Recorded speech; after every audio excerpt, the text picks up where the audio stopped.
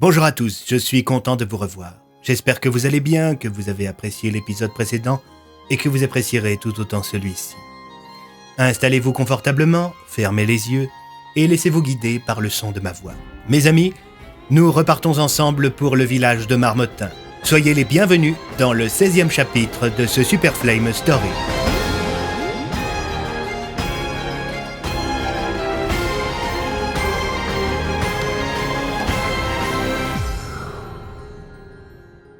« 16 décembre. Alors que l'idée d'élire un nouveau maire faisait son petit bout de chemin dans l'esprit des Marmottanais, idée naturellement renforcée à coups de matraquage médiatique de la part de la Gazette de Marmottin et de Marmottin FM, on voyait aux quatre coins du village des candidats émerger, beaucoup par opportunisme, d'autres pensant que, comme ils avaient beaucoup de copains, ils seraient élus, d'autres encore parce qu'ils pensaient sincèrement pouvoir changer les choses. Pour l'instant, le candidat favori était Gérard Vinzier, chasseur, agriculteur, producteur de bière et râleur invétéré. Face à lui, le second favori c'était René Plumard, un autre agriculteur. Les deux se détestaient pour une vieille histoire de terrain que l'un aurait piqué à l'autre. Le troisième candidat, loin derrière, c'était le lieutenant Fonck qui, à force de négociations avec Tassier et Blum, avait fini par accepter de se présenter. L'idée était très simple, faire de lui le candidat père de famille, dévoué au service de la communauté. Le candidat sympa, quoi.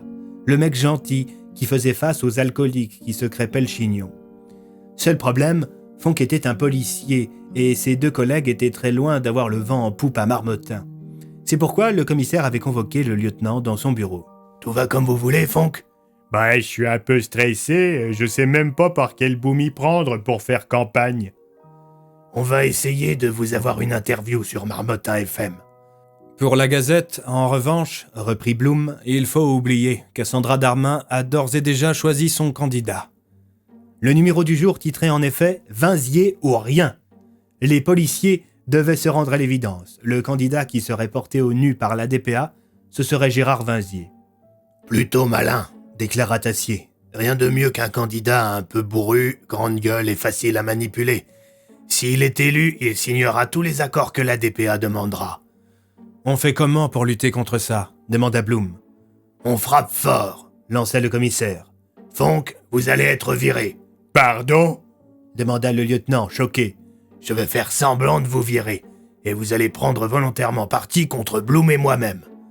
Bien entendu, ce sera pour de faux, mais cette petite comédie devrait nous aider à passer devant Plumard. » « Je suis pas sûr d'être à la hauteur, commissaire. » Le lieutenant n'eut pas le temps d'argumenter. Tassier se mit aussitôt à se prêter au jeu. Il se mit à crier sur Fonck, suffisamment fort pour que la moitié du commissariat l'entende. « Ça suffit maintenant, Fonck, vous êtes la honte de notre police. Comment vous avez pu nous trahir de la sorte, Blum et moi ?» Les deux hommes se rendirent ensuite dans l'open space où tous les collègues se regardaient la tête baissée. « Vous êtes viré, Fonck. Ne remettez plus jamais les pieds dans ce commissariat. » « Mais enfin, commissaire, mais qu'est-ce qui vous prend ?» demanda Leblanc, inquiet pour son ami. Le commissaire le prit à part pour lui expliquer la situation. Quand il revint dans l'open space, Leblanc lança à ses collègues. « Bon Dieu, si vous voulez mon avis, les gars, il a changé le commissaire.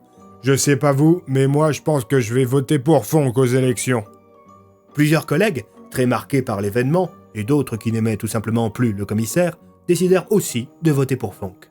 La journée suivit son cours.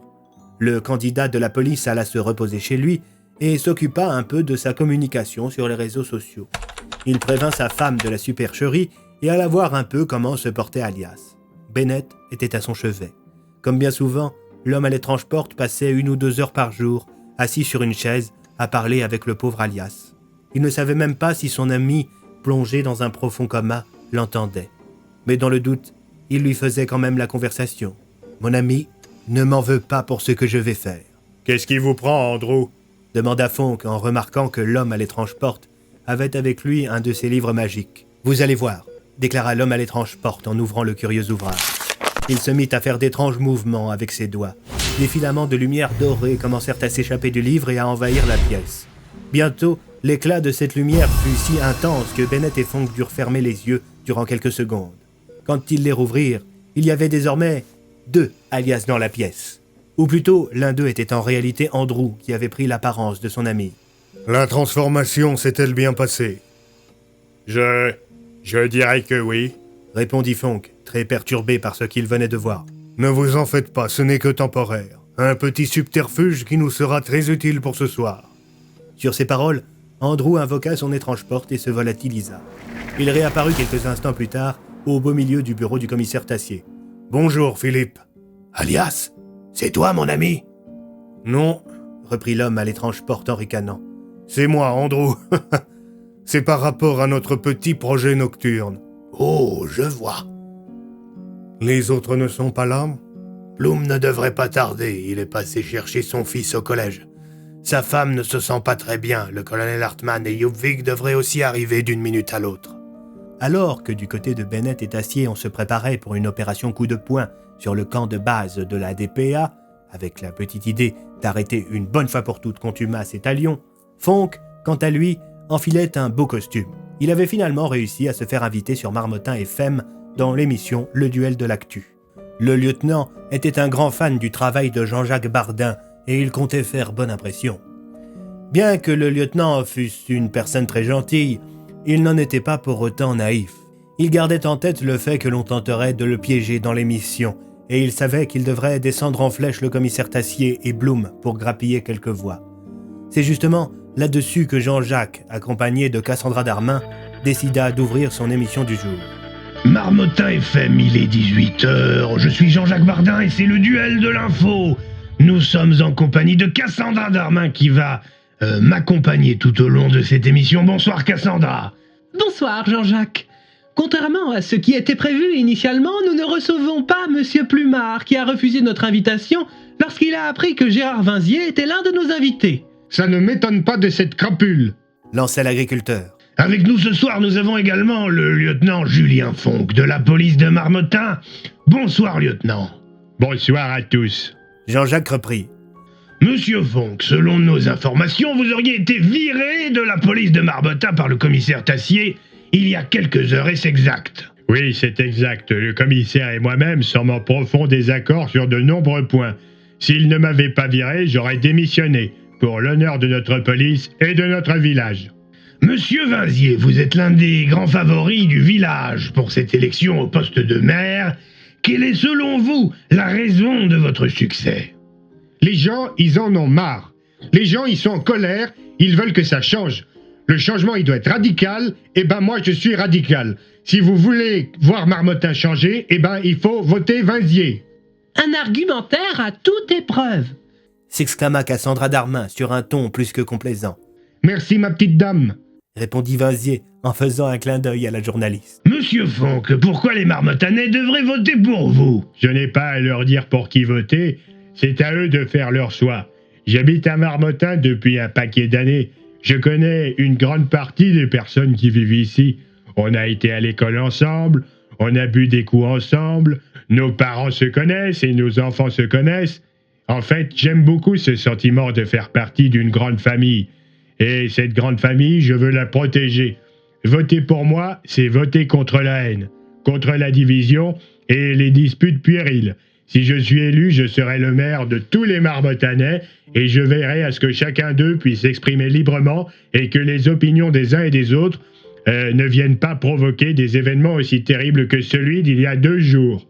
Le niveau de violence était terrible et je suis sûr que les Marmottanais ne veulent pas de ça. Des arguments tout à fait recevables. Monsieur Vinzier, une réaction? Eh bien écoutez, moi je pense que Monsieur Fonck c'est un bisounours, hein. Ceux qui ne sont pas d'accord avec les autres, ils ont qu'à quitter le village. Et puis, si ça dégénère, il suffit d'être très ferme. Je propose que les chasseurs aient le droit de porter assistance à la police pour maintenir l'ordre. L'émission suivit son cours et, contre toute attente, le lieutenant Fonck ne fut pas poussé dans ses retranchements ni piégé par les journalistes. Quand l'émission fut terminée, Vinzier quitta le studio, fier de lui. Cassandra Darmin et Bardin, en revanche, restèrent sur place. « Vous savez, Fonck, on vous aime bien à la rédaction », déclara Bardin. « Ah, vraiment ?» demanda le lieutenant. « Oui, vous avez un profil très intéressant. Vinzier a beau être le favori, c'est un fou furieux. » Et franchement, le fait que vous ayez osé vous lever face à Tassier et Bloom, on adore. Les gens aussi vont adorer. Eh ben, écoutez, merci, c'est très gentil de votre part. Écoutez, il y a des gens qu'on aimerait vous présenter dans les prochains jours. On pense qu'ils peuvent vous aider à gagner ces élections. » Sur ces belles paroles pleines d'hypocrisie et d'opportunisme, Fonck salua les deux journalistes et quitta les studios. Devant les locaux, une petite foule de marmottanais l'attendait pour le féliciter. Vinzier, quant à lui, était déjà parti au bar pour un de ses meetings apéros, comme il aimait bien les appeler. L'occasion pour lui de se saouler avec ses copains en faisant la longue litanie de ses grandes idées pour le village. Vinzier se rêvait non seulement maire, mais aussi député et pourquoi pas ministre. Non, un jour, il serait président. Gérard, enivré par cette attention dirigée vers lui, se sentait important. Si important que tout lui paraissait possible. Il se voyait déjà à la tête de la ville. Des cacahuètes, du vin, du saucisson et de la bière à profusion, une insulte par-ci, une attaque par-là et une promesse intenable entre deux gorgées d'alcool. C'était ça, la recette Vinzier. Mais malheureusement pour l'agriculteur, son comportement ne plaisait pas à tant de monde que cela. Il était trop provoquant et extrême. Malgré l'enthousiasme médiatique généré par Marmottin FM et la Gazette, le noyau dur des lecteurs marmottanais, à savoir les familles modérées qui n'aspiraient qu'à une vie tranquille, rechignaient à voter pour Vinzier. Le pire dans tout cela, c'est qu'ils ne s'en rendaient même pas compte. « Ceux qui sont pas avec nous, ben c'est tous des cons !» s'exclama-t-il en levant son verre tandis que ses groupies l'acclamaient. Pendant ce temps, devant le commissariat de Marmottin, un curieux manège se mettait en place. Les deux véhicules du groupe Sentinelle 25, commandés par Hartmann et Jobvig, escortaient deux voitures de police. La première voiture était conduite par Tassier, la seconde par Bloom. À l'arrière de cette dernière se trouvait Andrew Bennett. Il avait toujours l'apparence d'Alias. « J'espère que votre plan va fonctionner, Andrew », déclara Bloom, quelque peu inquiet, tandis que le cortège se mettait en route, toute sirène hurlante. « Les hommes de la DPA ont beau être sous les ordres de Contumace, Alias reste leur supérieur hiérarchique.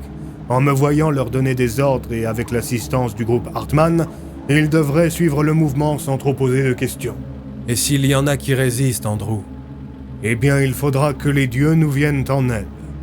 Et c'est ainsi que les 4 véhicules entamèrent leur long périple jusqu'au camp de base de la DPA. Chacun le savait, l'opération avait de fortes chances de virer au carnage si les soldats de Contumace n'obéissaient pas.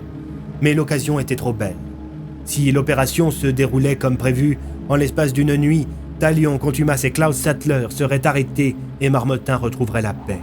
Cette paix dont le village avait tant besoin en cette période tourmentée et qui avait vu tant de vies se faire faucher. C'est donc empli d'espoir que le groupe de braves épris de justice fonçait à vive allure, droit dans la tanière des loups.